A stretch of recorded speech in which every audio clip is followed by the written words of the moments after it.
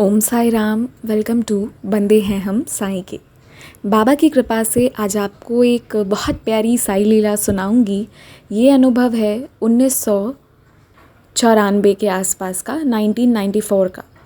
आज पूरे 27 साल हो गए हैं इस बात को। और जिन मैम का ये एक्सपीरियंस है ना, बहुत प्यारी हैं मुझसे, वो इंस्टाग्राम के थ्रू कनेक्टेड हैं। एंड कैसे तो मैं ये एक्सपीरियंस पब्लिश करना भूल गई थी, पर आज सुबह सुबह जब मैं आंखें खोली, सुबह उठी एंड जब मैंने इंस्टाग्राम ओपन किया, हालांकि मैं सुबह उठते ही कभी भी फ़ोन्स ओपन नहीं करती या कोई सोशल मीडिया को चेक नहीं करती हूँ, बट समहाउ जैसे मैंने खोला ना, तो सबसे पहले उन्होंने कहा कि आपके पास बहुत सारे अनुभव आते होंगे, पर प्लीज़ मेरा एक्सपीरियंस ज़रूर डालिएगा। देन आई फेल्ट कि अरे ये मुझसे कैसे गलती से स्किप हो गया, मैंने उनका नाम लिख के रखा हुआ था। तो फिर मैंने तुरंत सोचा कि आज पहले यही एक्सपीरियंस डालना है। और मैंने जैसा कि हमेशा सबसे कहा है कि चाहे मेरे पास एक एक्सपीरियंस आए या 100 लोगों का एक्सपीरियंस आए, आप जितने भी लोगों का एक्सपीरियंस आता है सब मेरे लिए स्पेशल है। और ये बात मैं सच में दिल से कह रही हूँ। तो मतलब कभी ये मत सोचिएगा कि इनके पास तो बहुत सारे एक्सपीरियंसेस आते हैं तो मैं अपना भेजूँ या ना भेजूँ, या मेरा वाला इम्पॉर्टेंट है या नहीं है, या मेरा वाला उतना प्यारा है या नहीं है। ऐसा कुछ नहीं है। जो मेरे बाबा का है, जो मेरे और आपके साईं बाबा का है, वो प्यारा, वो अनमोल कैसे नहीं होगा। ठीक है, तो कभी भी ये मत सोचिएगा। सबके एक्सपीरियंसेस एक ब्लेसिंग्स है। आप लोगों को वो आशीर्वाद मिला और ये मैं सुनाती हूँ और इतने सारे लोग सुनते हैं बाबा की कृपा से, तो ये भी तो एक ब्लेसिंग है ना। तो ये कभी मत सोचिएगा, सबके एक्सपीरियंसेस स्पेशल हैं। और जब भी आप एक्सपीरियंस सुनते हैं तो जो एक्सपीरियंस आपके दिल में आए ना, आप बस लिख दीजिए मुझे व्हाट्सएप पे। फिर थोड़ा वेट कर लीजिए, वो एक्सपीरियंस पब्लिश हो जाएगा, किसी का इधर उधर नहीं जाएगा। कभी कभी एक आध एक्सपीरियंस ऐसे हो जाते हैं कि ऊपर नीचे होता है, तो वो बाबा की मर्ज़ी होती है। वरना ज़्यादातर लोगों को ये पता होगा कि एक्सपीरियंस 15-20 दिन में सब पब्लिश हो जाते हैं। अब तो थोड़ी जल्दी भी होती है। एंड जो दिल में आए ना वो भेज दीजिए। तो चलिए अब एक्सपीरियंस पर आते हैं।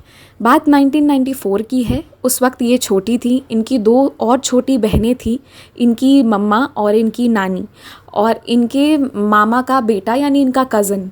ठीक है, तो ये 6 लोग जो थे, ये 6 लोगों का शिरडी जाने का प्लान बना था।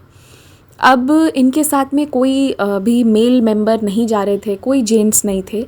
और तब 1994 था, तो उस वक्त मतलब चीज़ें धीरे धीरे डेवलप हो रही होती है ना। तब की शिरडी, तब का कम्युनिकेशन, तब का ट्रांसपोर्टेशन और अब की बात में बहुत फ़र्क है। अब तो हम घर पे बैठ के सारा कुछ डिसाइड करके तब वहाँ जा रहे होते हैं। हमको मोस्ट ऑफ़ द चीज़ें मालूम होती है कि ऐसे होगा वैसे होगा, हमको हमारा शेड्यूल एडवांस में पता होता है। बट उन दिनों इतना कह लीजिए कि टेक फ्रेंडली नहीं हुआ करते थे सब लोग, क्योंकि उतना इजी नहीं था। तो ये लोग, सबका प्लान बन गया शिरडी जाने का, क्योंकि इनकी मम्मा जो थी उनका कोई मन्नत था कि हमें शिरडी जाना है, बाबा के दर्शन लेने हैं।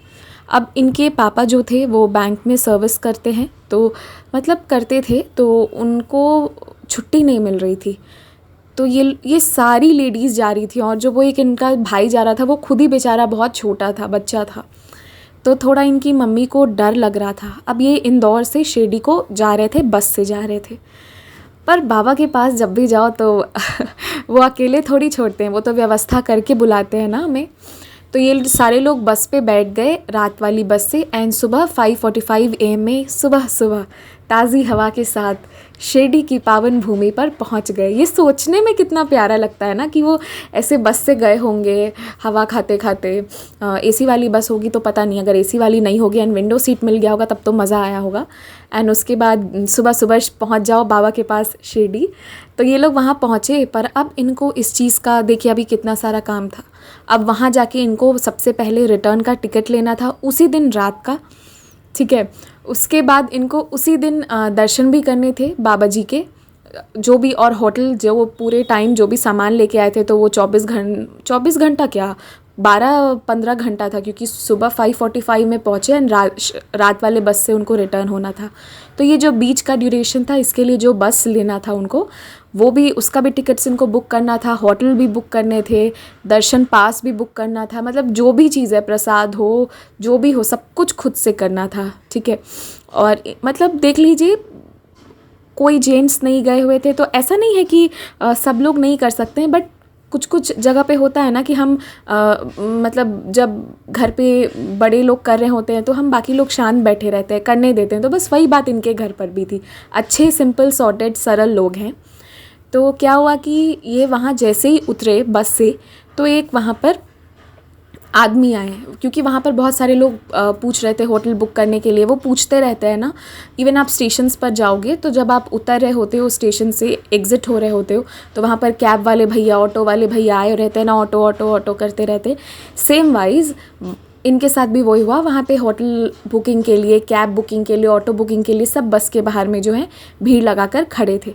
उसमें से एक इंसान स्पेशली इन लोगों के पास आए और बोले कि आपने दर्शन बुक करा है? तो इन लोगों ने कहा नहीं। आपने बस बुक करी है? तो इन लोगों ने कहा नहीं। आपने होटल बुक करे हैं? तो इन्होंने कहा नहीं, अभी हमें ये सब कुछ करना है। तो उन्होंने कहा आप फ़िक्र मत कीजिए, हम आपका सब कुछ करा कर आपके हाथ में दे देंगे, आप चलिए हमारे साथ। तो ये लोग उनके साथ गए और वो इंसान जो थे उन्होंने ऐसी व्यवस्था की कि इनका दर्शन बहुत अच्छे से हो गया। एक बहुत अच्छे होटल का बुकिंग कर दिया। मतलब जो इनको एक लग रहा था ना कि कोई मेल मेंबर नहीं आए हैं तो सारी रिस्पॉन्सिबिलिटी मेरे शोल्डर पर आ गई है, अभी हमको हर चीज़ देखना है, तो ये कुछ दिक्कत नहीं हुआ। वो एक इंसान आए, उन्होंने सारा कुछ कर दिया, इनका बहुत अच्छे से दर्शन हो गया। ये लोग फिर होटल जो बुक करे थे वहाँ अपना जो भी रेस्ट करना था, सामान रखना था, सब कुछ बहुत अच्छे से हो गया। खाना पीना, रेस्ट करना, दर्शन करना, एंड जो बस से वापस इनको जाना था उसका टिकट्स तक वो खुद कराकर इनके हाथ में ला कर रख दिए।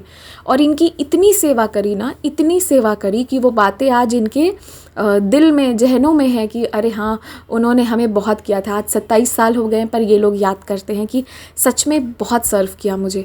तो इस तरीके से बाबा उन लोगों का जो मतलब वो ट्रिप था ना उसमें बहुत आसान बना दिया। लेकिन अभी ट्विस्ट बाकी है, भी सुनिएगा क्या हुआ।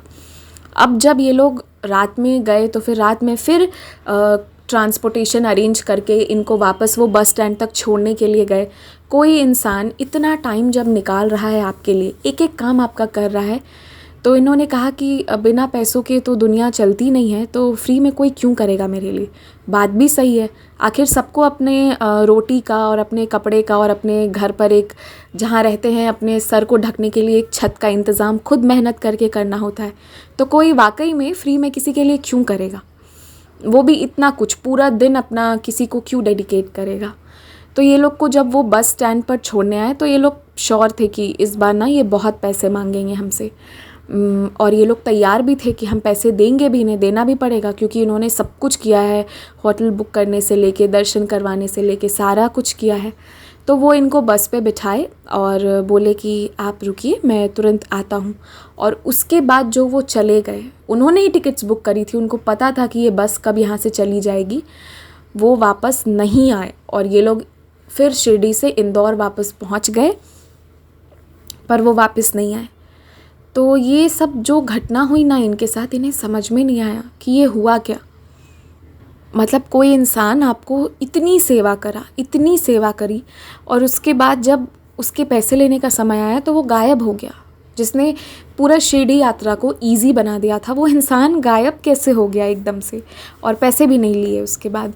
तो जब इन लोगों ने बाकी लोगों को बताया तब बाकी लोग जो हैं वो इनको बताए कि पता है क्या, उस इंसान के रूप में खुद शिरडी के साईं बाबा तुम लोगों के साथ आ गए थे, तुम्हारा मदद करने आए थे।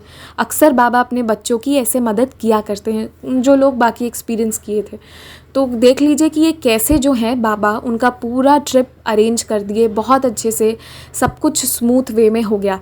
अब यहाँ पे दो बातें होंगी, कुछ लोग जो हैं वो मान लेंगे कि ये बाबा ही थे, उन्होंने ही ये कृपा करी थी, क्योंकि जो लोग इस अनुभव को फील किए हैं ना, जो लोग बाबा से किसी न किसी फॉर्म में मिल लिए हैं, वो मना नहीं करेंगे, वो समझ जाएंगे। लेकिन जो अभी नए डिवोटीज़ हैं उनको लग सकता है कि ये तो कोइंसिडेंस भी हो सकता है कि वो किसी काम में व्यस्त हो गया हो और पैसे लेने नहीं आया हो। तो जिसको जो भी लग रहा है, ठीक है, किसी कोई ये मानेगा कि बाबा आए थे, कोई ये मानेगा कि बाबा किसी को भेज दिए थे हेल्प के लिए, जो भी मानना है जिसको। मैं किसी को किसी चीज़ के लिए फ़ोर्स नहीं करती। जो भक्त है, जिसने जो फ़ील करा उसने फ़ील कर लिया, उसे आशीर्वाद मिली और हम और आप सुन पा रहे हैं, यही हमारे लिए काफ़ी है।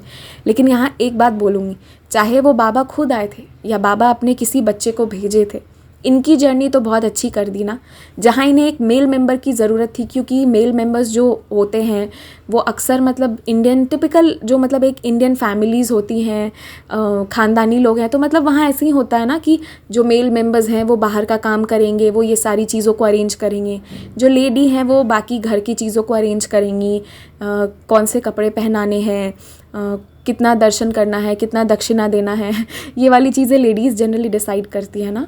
तो जो मेल वाला पार्ट था जिसके लिए इनकी मम्मी बहुत परेशान थी कि कौन करेगा, उसके लिए बाबा किसी को खड़ा कर दिए, चाहे वो साईं खुद आए या अपने किसी बच्चे को भेजे, पर खड़े तो कर दिए। पर्सनली मैं तो यही मानती हूँ कि ये कोई और नहीं, मेरे प्यारे बाबा ही आए थे जो उनको इतना ब्लेसिंग्स देकर गए। वरना यकीन मानिए, अगर आज के डेट में कोई इंसान आपके लिए एक काम करेगा ना, तो वो आपसे बहुत एक्सपेक्टेशंस रखेगा। ये सच है, लोगों को एक्सपेक्टेशंस होती हैं, तो कोई किसी के लिए इतना करेगा नहीं। बट इन जो भी है, बाबा ने इनके लिए वो पूरा जर्नी को बहुत अच्छा बना दिया।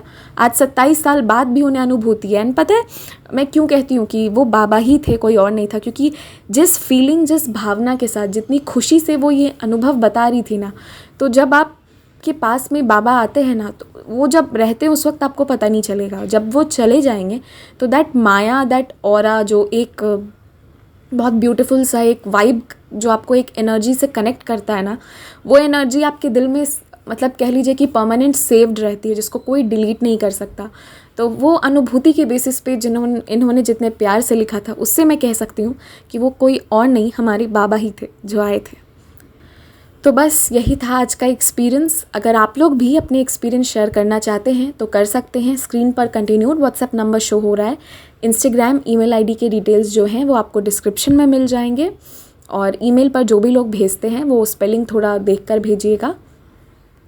और बस बाबा पर ना बहुत विश्वास रखिए। सारे दिन एक समान नहीं होते हैं, कभी कभी बहुत डिफ़िकल्ट सिचुएशन आता है, मानती हूँ, बहुत बहुत मुश्किल। मैं देखती हूँ किसी किसी का कमेंट, तो बहुत दुख भी होता है देख कर कि लोग कितने सारे प्रॉब्लम से गुज़र रहे हैं या कितने परेशान हैं। पर यकीन मानिए, ये सब जो भी चीज़ें हैं ना, अगर आप बाबा के चरण पकड़े रहेंगे इन अ वेरी पॉजिटिव वे, मतलब अपने लाइफ में नेगेटिविटी का एक्सपेक्टेशन मत रखिए कि ज़िंदगी ऐसी ही चलेगी, ज़िंदगी ऐसी ही चल रही है, वो एक्सपेक्टेशन मत रखिए। ये एक्सपेक्टेशन रखिए, ये मतलब अपने आप में एक पॉजिटिव थॉट रखिए कि मेरे बाबा की कृपा से धीरे धीरे ही सही, पर मैं आगे बढ़ रही हूँ, and slowly and gradually life बहुत अच्छी हो जानी है। और बस मतलब किसी दुनिया वाले को कोई एक्सप्लेनेशन देने की ज़रूरत नहीं है। अपने आप में अपने बाबा के साथ और उन लोगों के साथ जो आपको प्यार करते हैं ना, बस उसमें मदहोश रहिए। ये ज़िंदगी ना मिलेगी दोबारा, इसको याद रखिए। और समय कितना है किसके पास, ये भी किसी को नहीं पता। तो जो समय है उसको दुख में मत बिताइए, क्योंकि मरने के बाद क्या होता है वो किसी को नहीं पता। अभी जो समय है उसको पूरा एंजॉय कीजिए, ठीक है। बाबा का नाम भी लीजिए, और इतना प्यारा खूबसूरत सा ये धरती है, इसको भी एंजॉय कीजिए, ठीक है। ओम साई राम, टेक केयर।